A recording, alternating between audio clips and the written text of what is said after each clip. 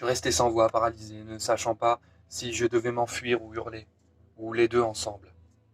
Gary, toujours aussi curieux, était planté au milieu de l'escalier. Qui est-ce s'informa-t-il. C'est monsieur Mortimer. Gary descendit les marches sans proférer une parole et disparut dans le salon. Bonjour, monsieur Mortimer, finis-je par articuler.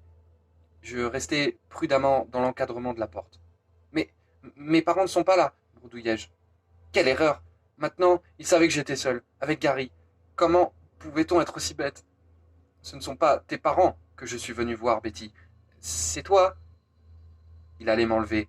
C'était sûr et certain. J'étais morte de peur. Je ne sus pas quoi répliquer. Je ne pouvais pas plus avaler ma salive. Et s'il voulait rentrer en force, je cherchais désespérément ce qui aurait pu me servir d'arme. Il plissa les yeux et son sourire s'évanouit. Ça y est, pensai-je, il va se transformer.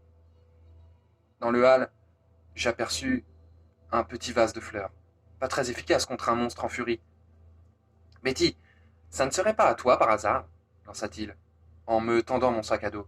Je l'ai trouvé derrière les étagères. Je ne savais pas à qui il appartenait.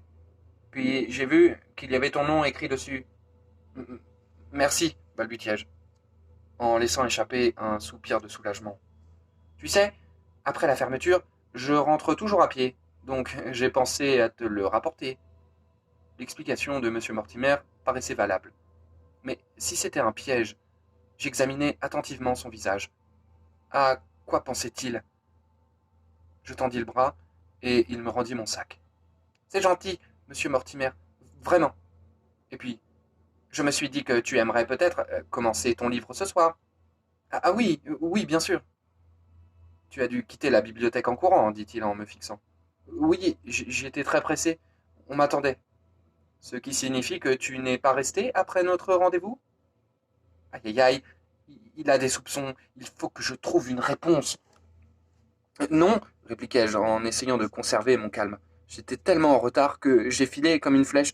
J'ai même oublié mon sac. Je vois, répéta-t-il en se frottant le menton. Pourquoi cette question?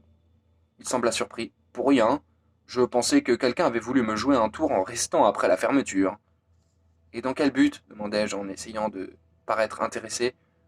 Pour me faire peur, peut-être? Tu sais, certains enfants trouvent ça très drôle, mais je n'ai pas pu démasquer les coupables, dit-il en se forçant à rire. En tout cas, je n'aimerais pas être enfermé là-bas pendant la nuit, avouai-je en étudiant sa réaction. Moi non plus. D'ailleurs, il m'arrive d'avoir peur dans cet endroit. À ce moment, la voiture de mes parents apparut. Elle tourna le coin de la rue et rentra dans le garage. Quel soulagement.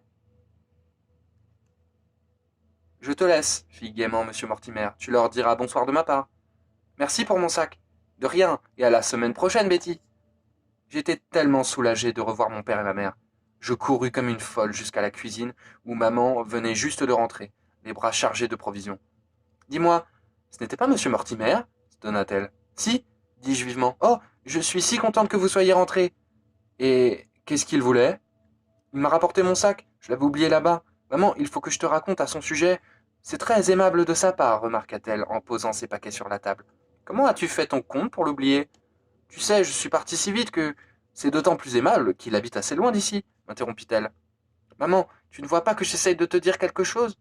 Mes mains étaient tellement crispées qu'elles me faisaient mal. Monsieur Mortimer est un monstre, laissai-je échapper. Oh, non, Betty, encore. Écoute, arrête de jouer les idiotes.